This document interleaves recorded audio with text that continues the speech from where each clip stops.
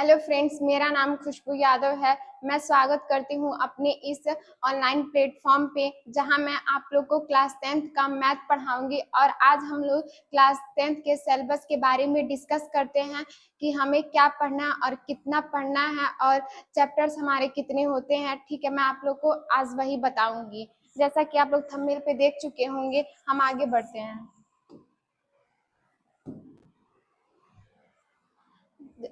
आज हम क्या पढ़ेंगे? आज हम लोग एग्जाम पैटर्न क्या है, सिलेबस में कितने चैप्टर्स होते हैं और उस चैप्टर में कितने टॉपिक्स होते हैं, मैं आज आप लोग को बताऊंगी। ठीक है, एग्जाम पैटर्न को दो पार्ट में डिवाइड किया गया है। पहला रिटन एग्जाम और दूसरा प्रैक्टिकल एग्जाम। प्रैक्टिकल एग्जाम हम लोग को स्कूल की तरफ से 30 नंबर मिल जाते हैं, और जो हमारा रिटन एग्जाम होता है उसमें हमें 70 नंबर लिख कर लाने होते हैं। 70 नंबर लिख के लाने होते हैं। रिटन एग्जाम को दो पार्ट में डिवाइड किया गया है, खंड अ और खंड ब में। खंड अ में 20 क्वेश्चन होते हैं और प्रत्येक क्वेश्चन पे एक एक नंबर मिलते हैं, जो कि हमारा 20 एमसीक्यू क्वेश्चन होता है। दूसरा हमारा हो गया खंड ब। खंड ब में अति लघु उत्तरी, लघु उत्तरी और दीर्घ उत्तरी होता है, जिसमें 6 क्वेश्चन होगा, 2 मार्क का होता है। पूरा मिला के हमें 12 नंबर मिलते हैं। यहाँ पे 5 क्वेश्चन होते हैं, 4 मार्क के होते हैं और हमें 20 नंबर मिलते हैं। तीसरा हो गया, इसमें 3 क्वेश्चन होते हैं और 6 नंबर के होते हैं, जिसमें हम पूरा करते हैं तो हमें 18 नंबर मिलता है। ठीक है,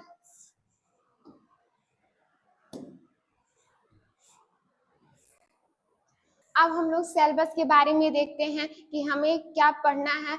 और इसको कुछ इकाइयों में बांटा गया है, जो कि यहाँ पे दिख रहा होगा आप लोग को। पहला संख्या पद्धति है, दूसरा बीजगणिती है, निर्देशांक ज्यामिति है और त्रिकोणमिति, मेंसुरेशन और सांख्यिकी तथा प्रायिकता है। संख्या पद्धति हमारा 5 नंबर का होता है। बीजगणित जो है वो हमारा 18 नंबर का होता है। ज्यामिति जो है वो हमारा 5 नंबर का होता है। हो गया, ये हमारा 10 नंबर का होता है। और त्रिकोणमिति है, 12 नंबर का होता है। और मेंसुरेशन हो गया, ये हमारा 10 नंबर का होता है। संख्यांकी तथा प्रायिकता, ये भी हमारा 10 नंबर का होता है। टोटल मिला के हमें 70 नंबर मिलते हैं। अगर हम सबको अगर अच्छे से करते हैं तो हमें पूरे नंबर दिए जाते हैं। ठीक है, अब हमें चैप्टर का कितने चैप्टर होते हैं उसके बारे में हम डिस्कस करते हैं। अध्याय वास्तविक संख्याएं, इसमें हम परिमेय और अपरिमेय के बारे में पढ़ेंगे। दूसरा अध्याय बहुपद, इसमें हम गुणनखंड के बारे में पढ़ेंगे। अध्याय 3 दो चर वाले रैखिक समीकरण युग्म, इसमें हम विलोपन और प्रतिस्थापन के बारे में पढ़ेंगे। अध्याय 4 द्विघात समीकरण, इसमें हम जिसमें 2 घात लगे होते हैं उसके बारे में पढ़ेंगे। चैप्टर 5 जिसमें हम समांतर श्रेणी है, जिसमें यन्मा पद, सर्वात्म और प्रथम पद के बारे में पढ़ेंगे।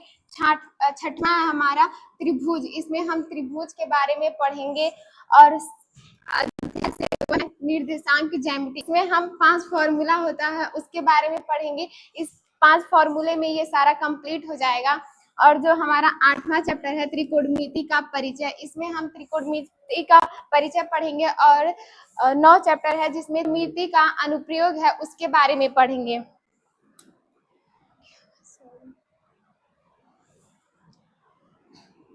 जैसा कि आप लोग देख पा रहे होंगे, यहाँ पे लिखा है त्रिकोणमिति के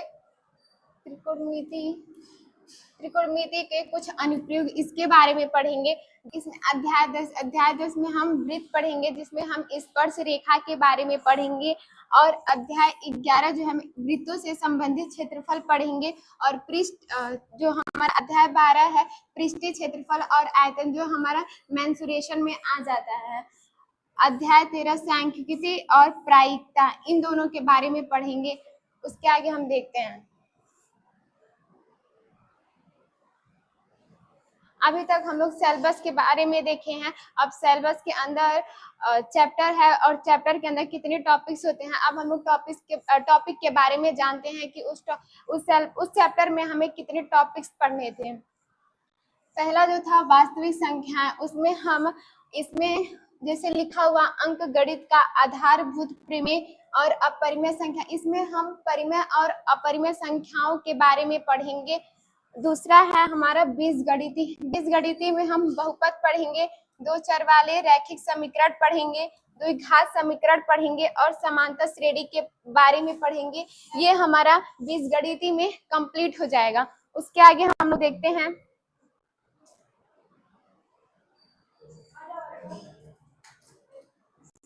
जो तीसरा है द्विघात समीकरण। इसमें जिसपे दो घात लगे होते हैं उसके बारे में डिस्कस करेंगे। जो लिखा हुआ है इसमें चौथा है समांतर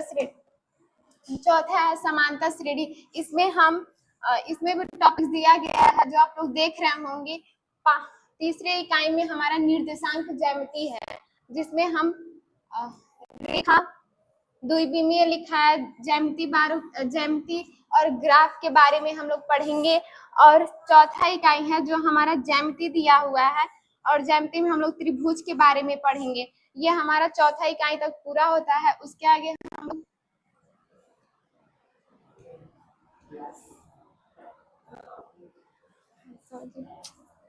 फोर का ये भी पार्ट है जिसमें हम त्रिभुज की भुजा और क है, ख है, ग है, घ है और अंग, ये सभी टॉपिक्स हैं इकाई 4 के हैं। और जो हमारा ये भी टॉपिक उसी में का है। इकाई 5 आ गया जिसे हम त्रिकोणमिति के बारे में पढ़ेंगे, जो हमारा ये सब टॉपिक है। ठीक है, उसके आगे हम लोग देखते हैं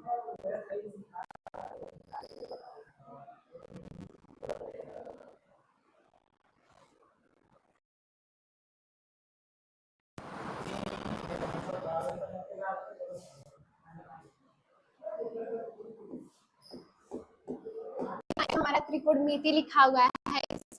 ये एक टॉपिक है और तीसरा ये टॉपिक है। और छठवां इकाई जो हमारा मेंसुरेशन का होता है। इसमें 2 टॉपिक हैं जो हमें पढ़ने होते हैं।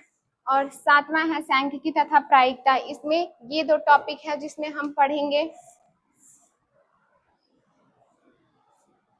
अगर आप लोग को वीडियो अच्छी लगी हो तो लाइक शेयर सब्सक्राइब कर दीजिएगा। और मिलते हैं अगले वीडियो में चैप्टर 1 के साथ। ठीक है, थैंक यू।